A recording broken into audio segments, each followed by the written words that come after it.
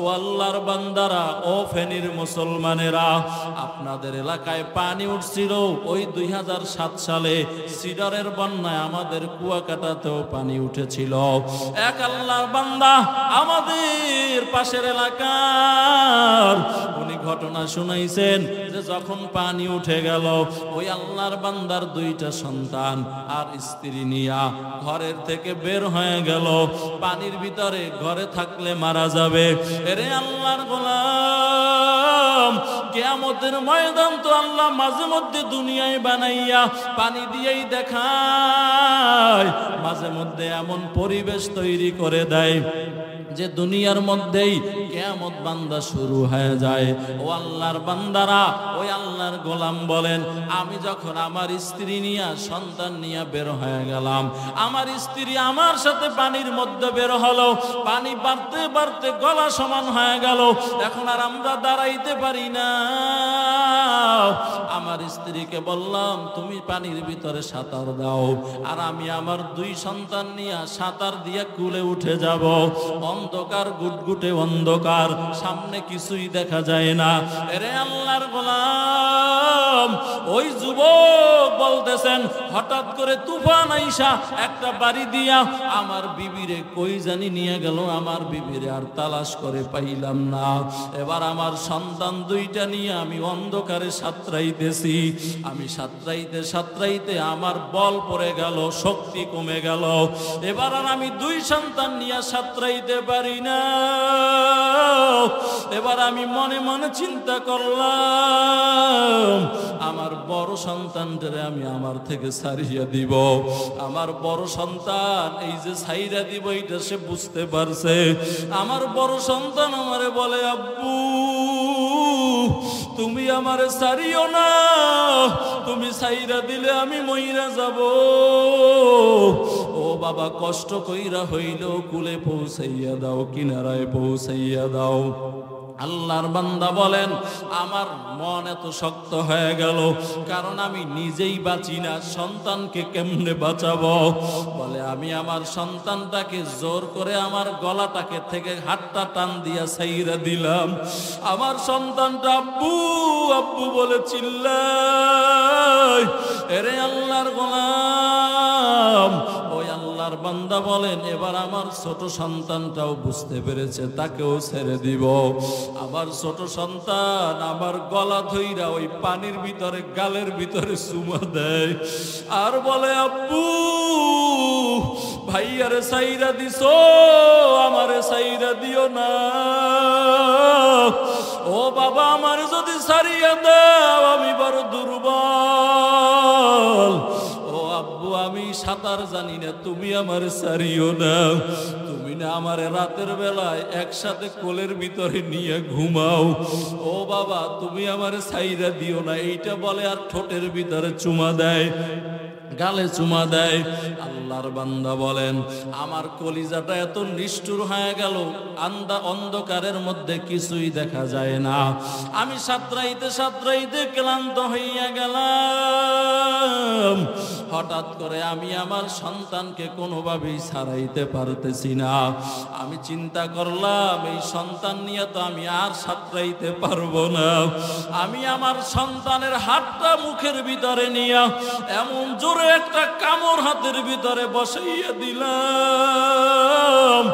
আমার সন্তান আমার গলাটা ছাইরা আব্বু আব্বু বলে চিল্লাইতেছিল।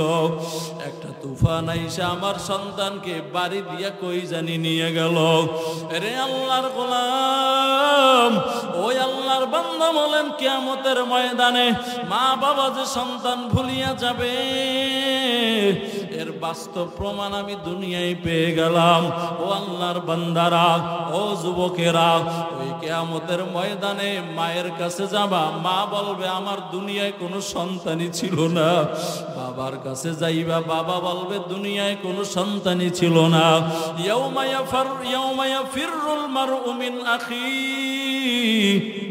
ওয়া উম্মিহি ওয়া আবি ওয়া সাহিবাতিহি ওয়া বানি। রে আল্লাহর বান্দারা, মা সন্তান থেকে ভেগে যাবে, সন্তান মা থেকে ভেগে যাবে। ওই সময় রহমতের নবী বলেন, মাকামে মাহমুদে পড়ে পড়ে আমি নবী কাঁদবো আর বলবো, আল্লাহ আমার গুনাহগার উম্মতগুলা বাঁচাও, আমার একটা উম্মতও যাতে জাহান্নামে না যায়। রে আল্লাহর গোলাম, ও যুবকেরা, ও আম্মা জানেরা, এজন্য মাহফিল থেকে তওবা করে নাও, আর নামাজ ছাড়বা না, বেপরদায় চলবা না, আল্লাহর কালামটারে বন্ধু বানায় চলবা, সন্তানদেরকে মাদ্রাসায় পড়াবা। এরে যুবক, আমার আল্লাহর দেওয়া চোখ দিয়ে মোবাইলের গুনাহ করবা না, বেপরদার গুনাহ করবা না। ও যুবক, আল্লাহর গোলাম, মায়ার নবীর সুন্নতি দাড়িটাকে লম্বা করবা, মায়ার নবীর আদর্শ জীবনে বাস্তবায়ন করবা। এরে যুবক, যাদের মা বাবা আছে, মা বাবার খেদমত করবা, অন্যায় পথে চলবা না। ও আম্মা জানেরা, বেপরদায় চলিও না, স্বামীর খেদমত করো। এরে মা, আজকে যারা বেপরদায় চলো, একটু আয়নার সামনে দাঁড়াও। এই রূপ সৌন্দর্য একদিন তোমার থাকবে না। যদি এই রূপ সৌন্দর্য প্রকাশিত করে চলো, আমার আল্লাহ তোমার জন্য জাহান্নামের আগুন বানায়া রাখছেন। ওরে আল্লাহর বান্দারা, ও আম্মা জানেরা, ও যুবকেরা, ও মুসলমান ভাইয়েরা, আজকেই মাহফিল থেকে নিয়ত করে নাও, আর নামাজ ছাড়বা না, বেপরদায় চলবা না, আল্লাহর কালামটাকে বন্ধু বানায়া চলবা, আহলুল্লাহ আল্লাহওয়ালাদেরকে বন্ধু বানায়া চলবা।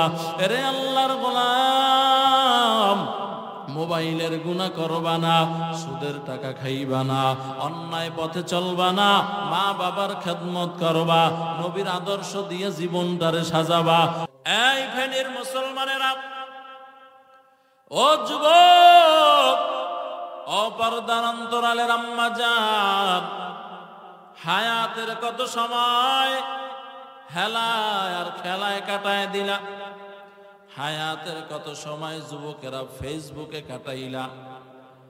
ও বৃদ্ধ বাবাজি, হায়াতের কত সময় চায়ের দোকানে বসে বসে আড্ডা দিলা কি নাই? মসজিদে ঢুকে না, টাইম মেপে মেপে মসজিদে ঢুকে, আগে ঢুকতে চায় না। এরকম মানুষ আছে না নাই? মসজিদে ঢুকলে কোন সময় বাইর হইব, পাগল হয়ে যায়। অথচ নবী বলেন, মসজিদে যদি ঢুকো, এখনো নামাজটা শুরু হয় নাই, মসজিদে ঢুইকে নামাজের জন্য যদি অপেক্ষা করো, ইন্তেজারুস সালাত ফাযালিকুমুর রিবাত, ফাযালিকুমুর রিবাত। নবী আমার বলেন, মসজিদে ঢুকছো, 5 মিনিট সময় এখনো বাকি আছে, তুমি কোনো ইবাদত করো না, জিকির করো না, তাসবিহ পড়ো না, শুধু ইতিকাফের নিয়তে ঢুকছো রে গোলাম, আর নামাজের জন্য বসে বসে অপেক্ষা করতেছো। এই যে নামাজের জন্য বৈশা বৈশা অপেক্ষা করতেছো, এই বসাটাকেও আমার আল্লাহ নামাজের মতো নেকি লিখে দিবে। মকুন সুসুতি নামাজে পাঞ্জগানা, ফাওয়াইলুল লিল মুসাল্লিনাল্লাযীনা মুমিনারা ইনামাজে দাদে দা ইস্তাঈনু আয়াতে কুরআন বখা আয়াতে কত আফলাহারা ইয়াদ কুন গৌর কুন্দর মানিয়াজ দিল সাদকুন। এ আল্লাহর গোলাম, ও ফেনীর মুসলমান, ভালো করে বুঝিও, এই যে আল্লাহ আমাদেরকে হায়াত দিয়েছেন, এই হায়াতের হিসাব দেওয়া লাগবে নি আল্লাহর কাছে। আরো জোরে বলেন, ও আল্লাহর বান্দারা, মসজিদে 5টা মিনিট আগে ঢুকো, ঢুইকা মসজিদের এক কর্নারে বসো, পয়সা 10 বার করে সূরাতুল ইখলাসের আমলটা চালায় দাও। ও আল্লাহর বান্দারা, প্রত্যেক ওয়াক্তে যদি এরকম 10 বার করে সূরাতুল ইখলাস পড়েন, আর আল্লাহ তাআলা এরকম 20 বছর পর্যন্ত যদি আমল করতে থাকেন, 20 বছরের এত জান্নাতের দরকার নাই। কারণ আমল করলেই তো হবে না, আমলটা আল্লাহর কাছে কবুল হওয়া লাগবে। ঠিক নেই? যদি আল্লাহর কাছে কেউ গ্যারান্টি পাওয়া যাইতো যে নামাজ কবুল, তাইলে তার নামাজ পড়ার দরকার ছিল না, কারণ আল্লাহ তার নাম জান্নাতে উঠাইয়া দিয়েছেন। কিন্তু মরণ পর্যন্ত নামাজ ছাড়ার কোনো সুযোগ নাই, আছে নেই? কিন্তু দুঃখের বিষয়, আমরা নামাজ তো পড়ি না। পড়ি? ওয়াজের প্যান্ডেলে লোকের অভাব নাই, ওক্তিয়া নামাজে মুসল্লির খবর নাই। কথা কয় না? ঠিক নেই? জুমার দিন যাও আসে, তাও লোক দেখানোর জন্য আগে পরের সুন্নাত নাই। ইমাম সাহেব খুতবা শুরু করবেন, এই সময় যুবকেরা বিশেষ করে দলে দলে ঢুকে। কি আছে না নাই? ও যুবক, তুমি রাগ করিও না। এরে আল্লাহর গোলাম, ও যুবক, তোরে কে বলছে মসজিদে যাইতে? আগে পরের সুন্নাত পড়লি না, মায়ার নবীর সুন্নাতকে লাথি মেরে ফালায়া দিলি। নামাজের পরে জুমার দিন খতিব সাহেব একটু দোয়া করেন, করেনি? যদিও দোয়াটা মুস্তাহাব, কিন্তু ফজিলতের দিক থেকে অনেক বেশি। সবাইকে নিয়ে দোয়া করে, আল্লাহ জীবনে অনেক অপরাধ করেছি, মেহেরবানি করে মাফ করে দাও। মুসল্লিরা কয় আমিন, কিন্তু কপাল পরা সালাম ফিরে এই দৌড়। কি এমন জোরে দৌড় দিছে, বাড়ি গিয়ে দেখে আর একজনের জুতা লইয়া হাজির। কি কেসা কপাল পরা, চিন্তা করেন। আবার কয় হুজুরের এত লম্বা লম্বা দোয়া লাগেনি, কি নাই এরকমের? এই কপাল পরা যুবক, তোর কপাল পড়ছে তুই নিজেও জানো না। তোর কপাল যদি না পড়তো, তাইলে তোর দিলের ভিতরে অনুভূতি আসতো, আমার আল্লাহ তাআলা এত সুন্দর করে আমারে বানাইলেন, এত সুন্দর দুইটা চোখ দিলেন, আমার ডানে বামে কত মানুষ আল্লাহ বানাইছেন, যেই মানুষের আমার আল্লাহ চোখ দেয় নাই, আছে না নাই? কত মানুষ আল্লাহ বানাইছেন, জবান দিয়েছেন, জিহ্বা দিয়া কথা বলতে পারে না, আছে না নাই?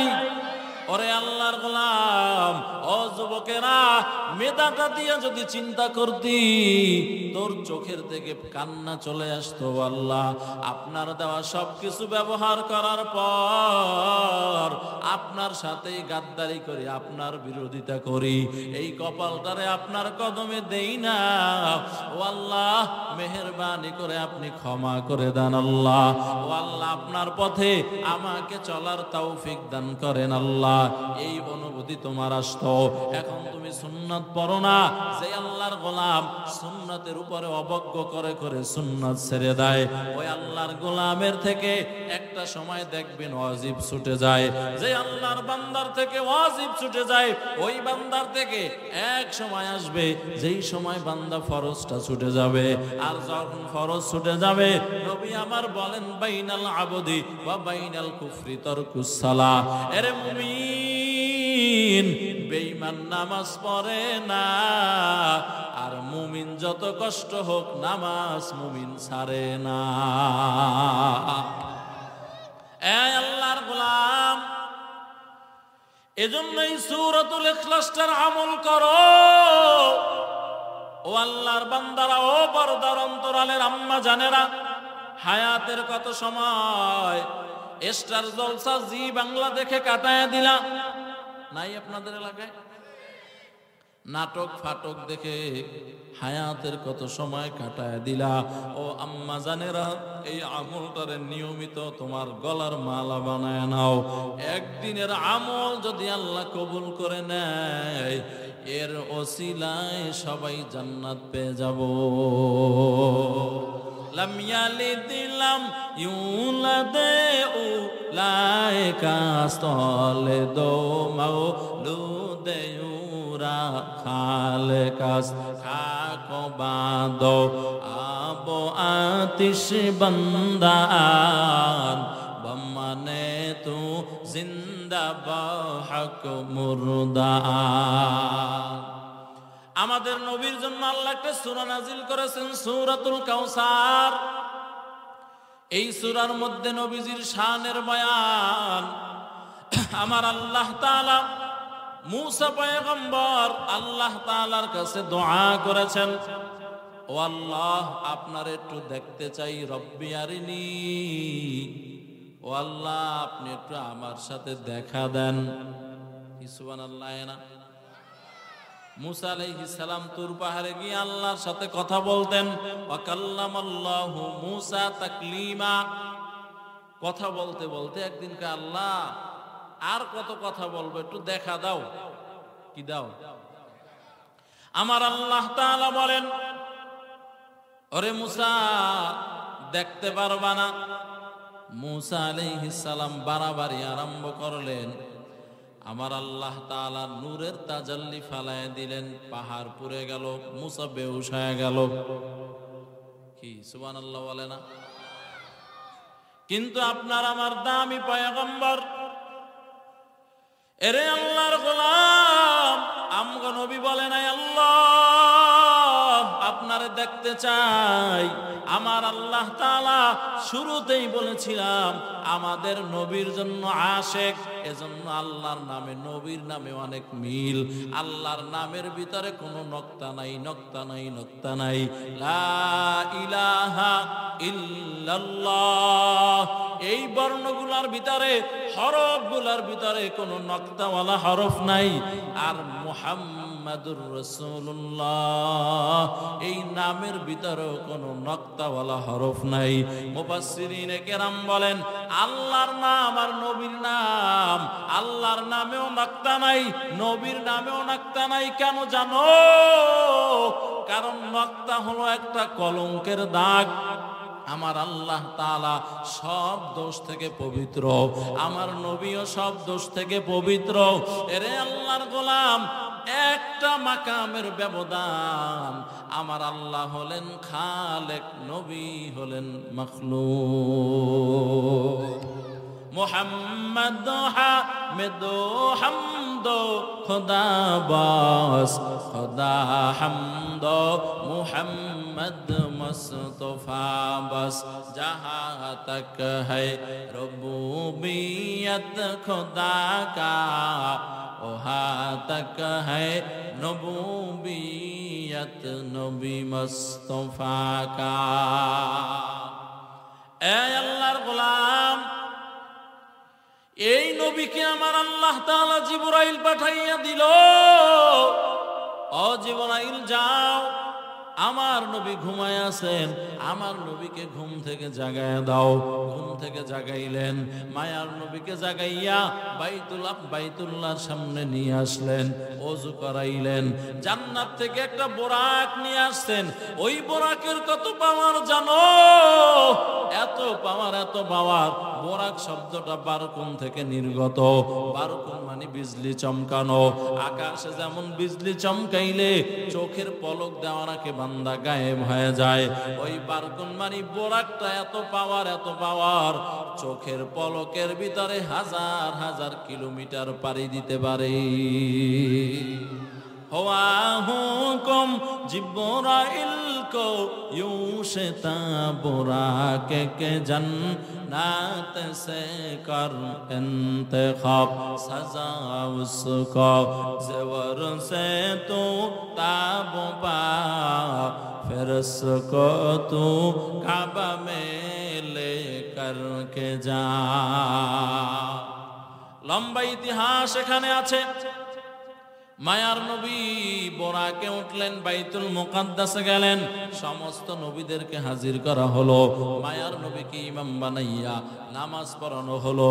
এজন্য আমাদের নবীকে ইমামুল আম্বিয়াও বলা হয়। সুবহানাল্লাহ বলে না? আমগো নবী শুধু আমাদের নবী না, আম্বিয়াদেরও নবী, আম্বিয়াদেরও ইমাম। সদ্দা ওয়াজুদাস রহমাতাল লিল আলামিন, মসজিদে ও শদ হামারো এ জমিন। এ আল্লাহর গোলাম, ওইখান থেকে আমার আল্লাহ তাআলা মায়ার নবীকে আসমানে উঠায় নিল। লম্বা ইতিহাস এখানে আছে। নবী বলেন হাদিসে কুদসি, রাআইতু ইন্নী আযযা ওয়া জাল্লা, মায়ার নবী বলেন, এই উম্মত, আমি আমার চোখ দিয়া আল্লাহ তাআলাকে দেখেছি। আরো আস্তে করে বলেন। কিন্তু উম্মতেরও দেখার সুযোগ আছে। শুধু নবী দেখছেন তা না, এরে উম্মত তোমরাও দেখতে পারবা, তবে এই চক্ষু দিয়া না। আমার আল্লাহ তাআলা বলেন আমার নূরটা হলো দুই প্রকার, একটা নূরে জালালি আর একটা নূরে জামালি। আমার আল্লাহ তাআলা বলেন এই দুই নূর আমি দুই ভাবে প্রকাশ করলাম। একটা করলাম সূর্যের মাধ্যমে। এরে আল্লাহর গোলাম, সূর্যের দিকে তাকাইয়া থাকা যায় না। সূর্যের দিকে তাকাইলে চোখ অন্ধ হয়ে যায়। সূর্যের দিকে তাকাইয়া সামনে তাকাইবেন, দেখবেন অন্ধকার দেখা যায়। কথা বলেন।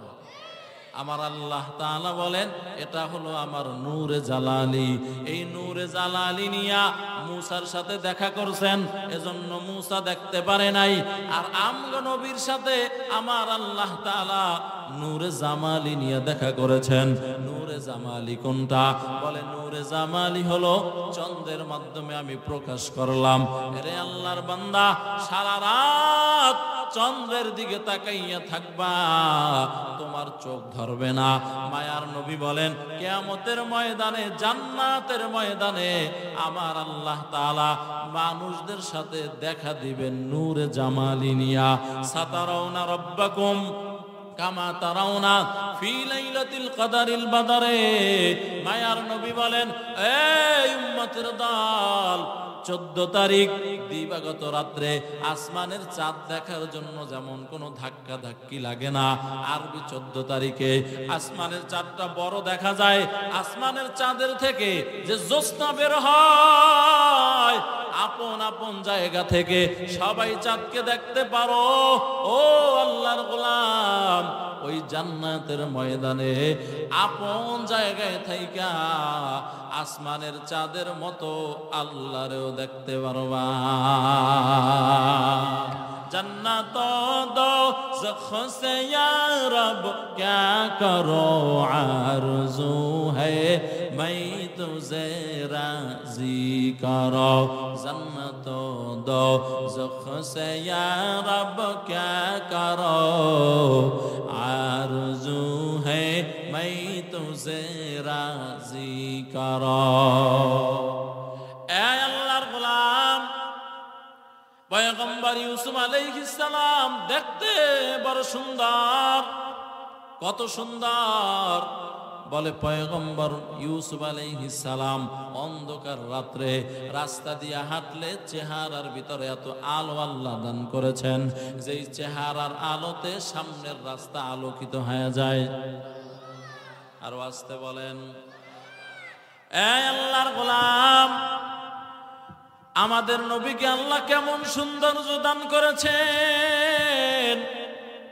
সাহাবায়ে কেরাম বলেন আমরা 7 দিনের ক্ষুধা নিয়া মায়ার নবীর চেহারার দিকে তাকাইতাম, তাকানোর সাথে সাথে ক্ষুধা নিবারণ হয়ে যাইত।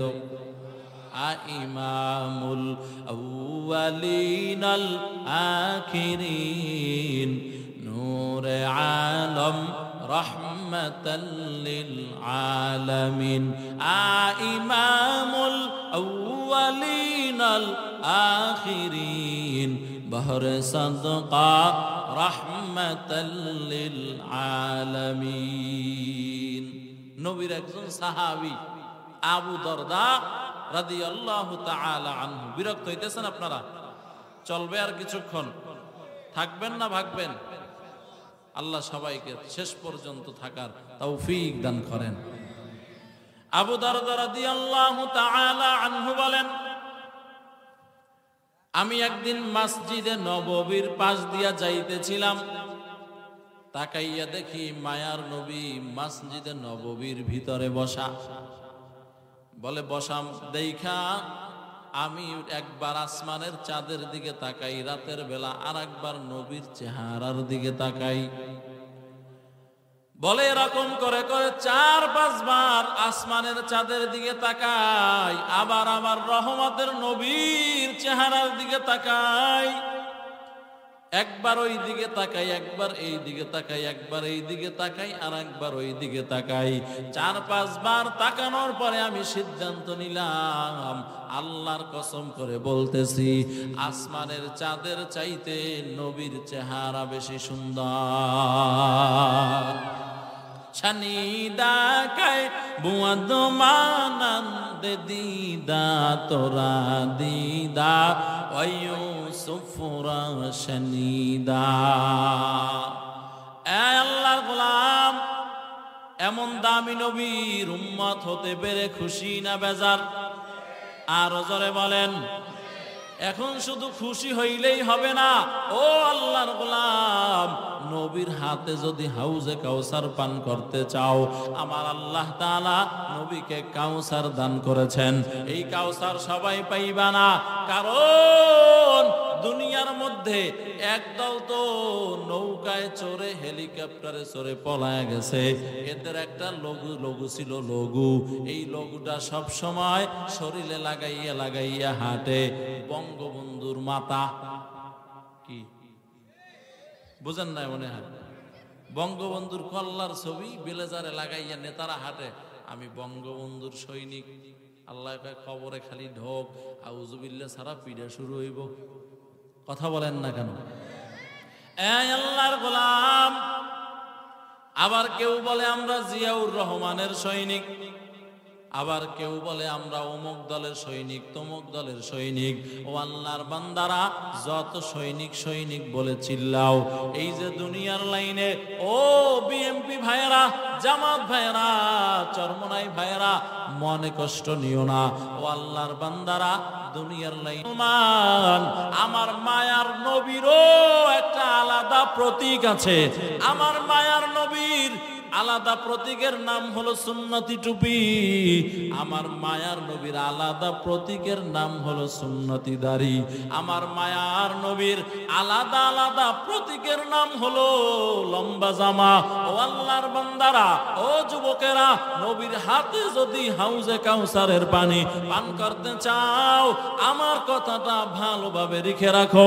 মায়ার নবীর সুন্নাত যদি না মানো, 3.5 হাত বডির ভিতরে নবীর আদর্শ যদি বাস্তবায়ন না করো, এরে আল্লাহর বান্দারা, ধরো আজকে রাত্রে যদি আমি মরিয়া যাই, আমার টুপি থাকবে না, চশমা থাকবে না, কোট থাকবে না, ঘড়ি থাকবে না, আংটি থাকবে না, জামা থাকবে না, গেঞ্জি থাকবে না, লুঙ্গি থাকবে না। আমাকে উলঙ্গ বানাইয়া সাদা কাপড়ের প্যাকেট বানাইয়া খাটের উপরে উঠাইয়া দেওয়া হবে। শুধু একটা সুন্নাত আমার কবরে যাবে, ওই সুন্নাত কেউ কাইটা আজ পর্যন্ত রাখে নাই, সামনেও রাখবে না। ওই সুন্নাতের নাম হলো মায়ার নবীর সুন্নতি দাড়ি। তো কুজাও সুন্নতে আহমদ কুজা বা মোহাম্মদ কাইবুয়াদ নিসবত তোরা কার শয়তা মিকুনিনা মতওয়ালি গরওয়ালি লানুতাস্তাই বরওয়ালি মান আহাব্বা সুন্নতি কওলে রাসূল মজদায়ে কা নামহি हम कुन कबूल हम सुरातो हम सिराते मुस्तफा दर तमामी हाले कुन इत्तिबा। এই যুবক আল্লাহর গোলাম, নবীর হাতে যদি হাউজে কাউসারের পানি পান করতে চাও, নবীর সুন্নাতের অনুসরণ করা লাগবে নি। কথা বলে না? আজকে এই মাহফিল থেকে নিয়াত করে নাও, আজ থেকে আর দাড়ির ভিতরে বেলেট লাগাবো না, ইনশাআল্লাহ। বলে না? আরো জোরে বলেন। ও ও আল্লাহর বান্দারা, ও যুবকেরা, আমি তোমাদেরকে মাসআলা শোনায়া যাই, আমল করবেন কিনা আপনাদের ব্যাপার। এই যে আমার ডানে বামে নজরে অনেক মুরব্বি দেখতেছি, আলহামদুলিল্লাহ সুন্নতি দাড়িওয়ালা, এদের চেহারার দিকে তাকাইয়া দেখো, এদের চেহারায় আলাদা একটা নূর আছে রে বাবা, আলাদা একটা মহাব্বত আছে। কিন্তু তুমি যে দাড়ি কামাও, তোমার দাড়ি কামানোর কারণে বান্দা তোমার চেহারার ভিতরে নূর নাই, তোমার চেহারায় মহাব্বত নাই। ও আল্লাহর বান্দারা, শুধু তা না, আজকে রাত্রে আমার কথাগুলো একটু বালিশের সাথে মাথা লাগাইয়া চিন্তা করিও। আল্লাহর পয়গম্বর বলেন, কোন উম্মত যদি দাড়ির ভিতরে বেলেট লাগায়, তুই দাড়ির ভিতরে বেলেট লাগাও নাই, নবীর কলিজায় পোঁচ দিয়ে দিছ। রে আল্লাহর গোলাম, ও যুবকেরা, একটা মানুষ ঘুমাইয়া থাকলে গুনাহ করার কোনো শক্তি থাকে না, কিন্তু মায়ার নবী বলেন, মুফাসসিরিন কেরাম বলেন, যেই বান্দা দাড়ি কামায়, ওই বান্দা ঘুমাইয়া থাকলেও আমল নামায় কবিরা গুনাহ লেখা হয়। কারণ কি রে জানো রে বাবা, একই মায়ের পেটের দুইটা সন্তান, একটা ছেলে আর একটা আম্মার আল্লাহ মেয়ে দান করেছেন। মেয়েটার গালের ভিতরে দাড়ি নাই, ছেলেটার গালের ভিতরে আল্লাহ দাড়ি দিয়েছেন।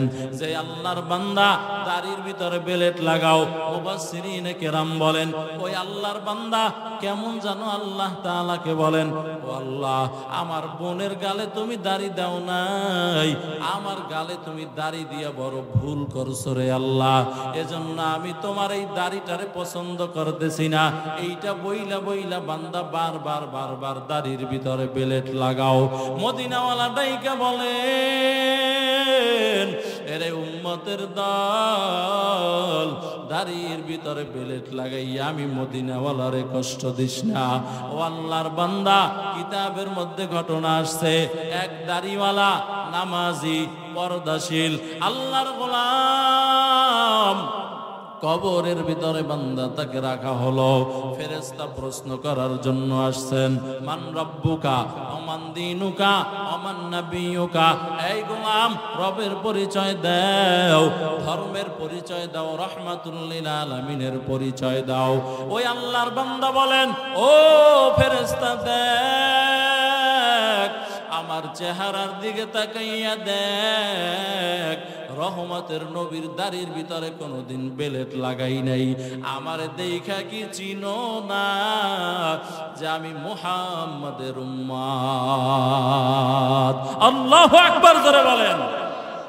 জিন্দেগি মে বন্দগি তু করনা হে, জিন্দেগি বে बंदगी शर्मिंद है, जिंदगी बे बंदगी शर्मिंद है। आए थे हम कुछ न कुछ खरीदने को, जैसे हो रोशन मेरे कल्बो रूहो, कोई चारा दो जहां मैंने है, वरना कोई चारा दो जहां मैंने है। जिंदगी में बंदगी तू करना है, जिंदगी बे बंदगी शर्मिंद है, जिंदगी बे बंदगी शर्मिंद है। दुनिया में हो दुनिया का तलबगार न हो, दुनिया में हो दुनिया का तलबगार न हो, बाजार से गुजर हो खरीदार न हो, ये दुनिया एक मिसल कागज फूल है, ये दुनिया एक मिसल कागज फूल है।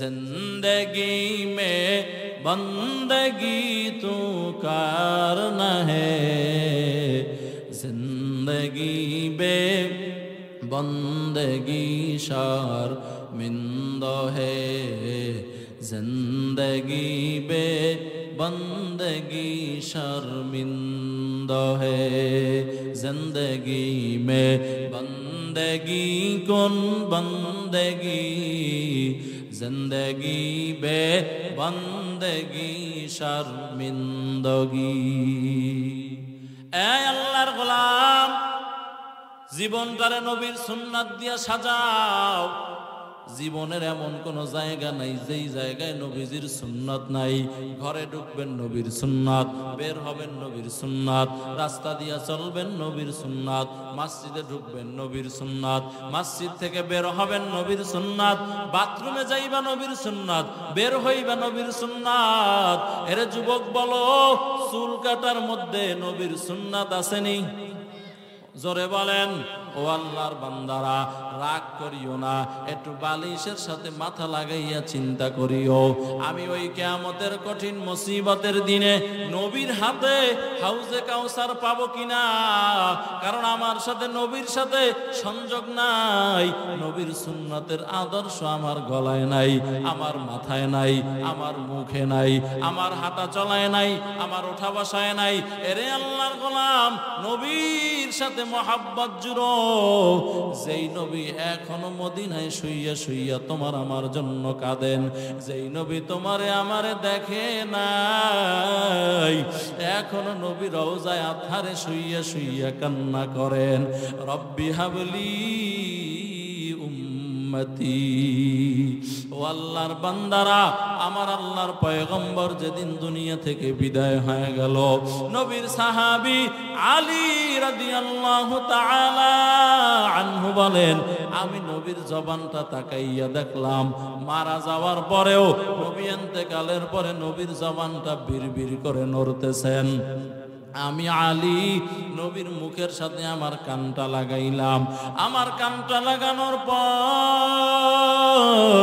আমি শুনতে পাইলাম মায়ার নবী তখনও বলতেছিলেন রব্বি হাবলি উম্মতি আমার উম্মতের কি অবস্থা হবে আমার মায়ার নবী একদিন রাতের বেলায় আল্লাহর কাছে দোয়া করে করে কান্না করতেছেন ও আল্লাহ আগের জমানার উম্মতেরা গুনাহ করলে আমার আগের জমানার উম্মতদের চেহারা পরিবর্তন হয়ে যাইত কেউ শুকার হয়ে গেছে কেউ বানর হয়ে গেছে কেউ কুকুরের আকৃতি হয়ে গেল রে আল্লাহ ও দয়ার মালিক তুমি আমার উম্মতদেরকে গুনাহ করার ফলে তাদের চেহারা তুমি পরিবর্তন করিও না রে আল্লাহ ও আল্লাহ তাদেরকে তুমি তওবা করার সুযোগ দিও এজন্য আমার মায়ার নবীর দোয়া আমার আল্লাহ কবুল করেছেন এরে বেনামাজি ভাইরা ও সুদখোর ভাইরা ও বেপরদায় চলনেওয়ালা ভাই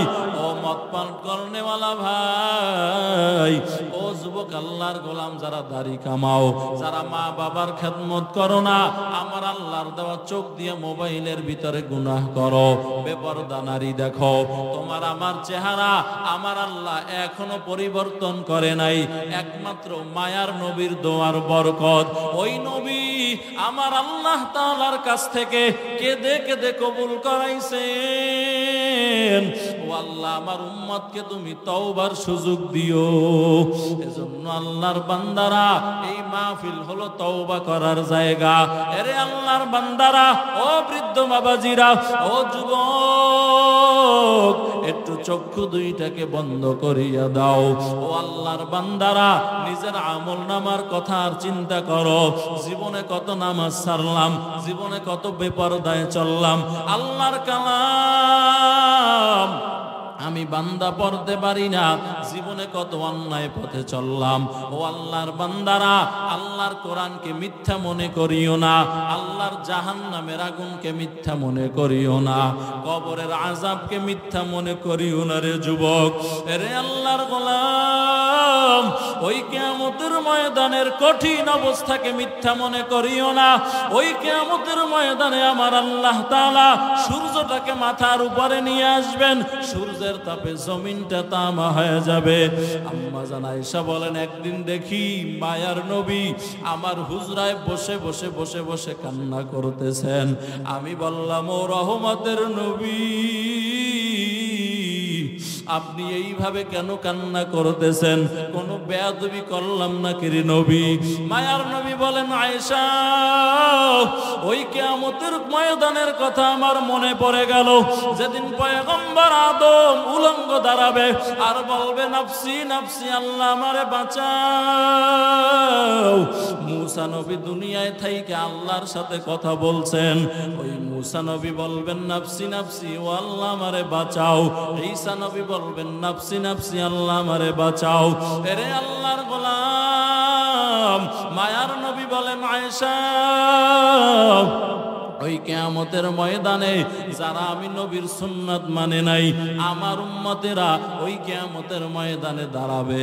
যারা নামাজ পড়ে নাই, যারা আল্লাহর হুকুম মানে নাই, আল্লাহর দেওয়া চোখ দিয়ে গুনাহ করেছে, হাত দিয়ে গুনাহ করেছে, নামাজ পড়ে নাই, জবান দিয়ে জিকির করে নাই, কোরআন পড়ে নাই। এরে আয়েশা, ওই বেঈমান আর নাফরমান, ওই অবাধ্য উম্মত গুলার মাথার মগজ গুলা ভাতের মারের মতো আয়েশা ফুটতে থাকবে। ওরে আল্লাহর বান্দারা, সমস্ত নবীরা পর্যন্ত নাফসি নাফসি বলতে থাকবেন। এরে আল্লাহর গোলাম, আম্মা জান আয়েশা বলেন, ও রহমতের নবী, ওই দিন কি মানুষের শরম করবে না একজন আর একজনের সামনে উলঙ্গ দাঁড়াবে? মায়ার নবী বলেন, আয়েশা,